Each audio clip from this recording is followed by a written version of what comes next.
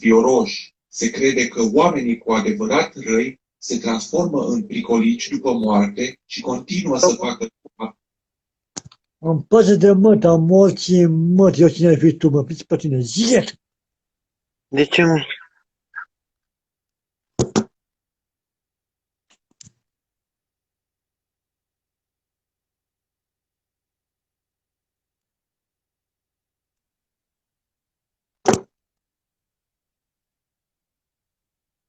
Altor oameni nevinovați.